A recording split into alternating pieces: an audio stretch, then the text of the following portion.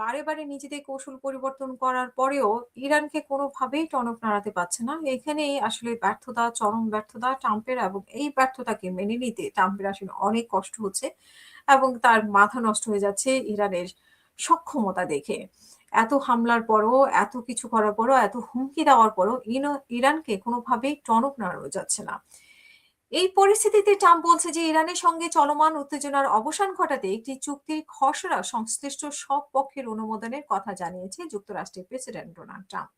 এই চুক্তির প্রেক্ষিতে ইরান বৃহস্পতিবার রাতে সম্ভাব্য সামরিক হামলার পরিকল্পনা স্থগিতের ঘোষণা দিয়েছে বলে তিনি জানিয়েছেন।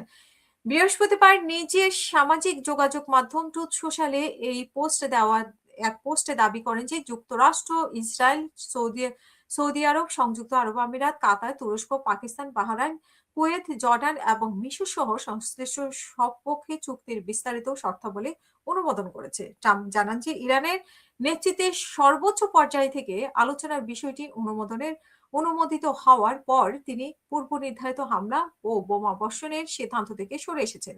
তিনি বলেন যে চুক্তির স্থান ও সময় খুব দ্রুতই আনুষ্ঠানিকভাবে জানানো হবে। এর আগে আমাদের মনে আছে যে গতকালকেই তিনি বলেছেন যে ২৪ ঘন্টার মধ্যে ইরানকে আবারও তছনছ করে দেওয়া হবে। ১০ই জুন যে আক্রমণ করা হয়েছে, মানে যেই নির্দেশের পরে ১০ই জুন যে বোমার মতো বোমা বর্ষণ করা হয়েছে ইরানের উপরে এবং ইরানও পাল্টা আক্রমণ করেছে। ঠিক ১১ই জুন রাতে তিনি আবারও ঘোষণা দিয়েছেন যে ২৪ ঘন্টার মধ্যে ইরান তছনছ করে দেবে। কিন্তু তিনি বলছেন যে চুক্তিতে পৌঁছানোর কারণে, চুক্তির খসড়ায় অনুমোদন দেওয়ার কারণে সেই হামলা থেকে উনি পিছু উঠেছেন। এখন খুব তাড়াতাড়ি চুক্তি অনুষ্ঠিত হয়ে যাবে এবং ইরান সবকিছু মেনে নিয়েছে। এমনটাই তিনি দাবি করছেন তার সোশ্যালের মাধ্যমে। তবে মার্কিন প্রেসিডেন্টের এই দাবির বিপরীতে তেহরান থেকে ভিন্ন সুর শোনা যাচ্ছে। ইরানের সংবাদ সংস্থা ফার্স জানিয়েছে যে যুক্তরাষ্ট্রের সঙ্গে কোনো চুক্তির খসড়া এখনো ইরানের পক্ষে অনুমোদিত হয়নি।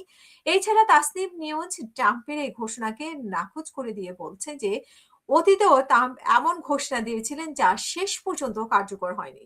যতক্ষণ না ইরানের আনুষ্ঠানিকভাবে কোনো সমঝোতার ঘোষণা দেয় ততক্ষণ পর্যন্ত ট্রাম্পের বক্তব্যকে গুরুত্ব না দেওয়ার জন্য অনুরোধ জানানো হয়েছে গণমাধ্যমের মাধ্যমে ইরানের পক্ষ থেকে। এবং ইরানের প্রেসিডেন্ট ইতিমধ্যেই বলেছে কোনোভাবেই তাদেরকে আত্মসমর্পণ করতে পারবে না, এবং আসলে এই যে যুদ্ধবিরতির মাঝেও বিভিন্ন কৌশল পরিবর্তন করে বিভিন্নভাবে যুক্তরাষ্ট্র এবং ইসরায়েল ইরানকে বিরক্ত করার চেষ্টা করেছে, কিন্তু কোনো কিছুতেই সফল হয়নি, এখনো সফল হবে না। আসলে ইরানকে কোনো কৌশলে ফাঁদে আটকানো যাচ্ছে না। এইখানে হচ্ছে ট্রাম্পের ব্যর্থতা। এই ব্যর্থতা মেনে নিতে আসলে ট্রাম্পের অনেক কষ্ট হচ্ছে, কিন্তু শেষ পর্যন্ত আসলে আমাদের দেখতে হবে ট্রাম্প কিভাবে পিছু হটে, ট্রাম্প কিভাবে এই ব্যর্থতাকে মেনে নিয়ে যুদ্ধবিরতি ইতিমধ্যে নিজের দলের এবং কংগ্রেসের মধ্যে অনেক মনোমালিন্য হচ্ছে, অনেকে পদত্যাগ করেছে, তারপরেও ট্রাম্প পিছু হচ্ছে না এবং মুদ্রাস্ফীতির কথা তিনি বলেছেন তিনি এটা পছন্দ করেন।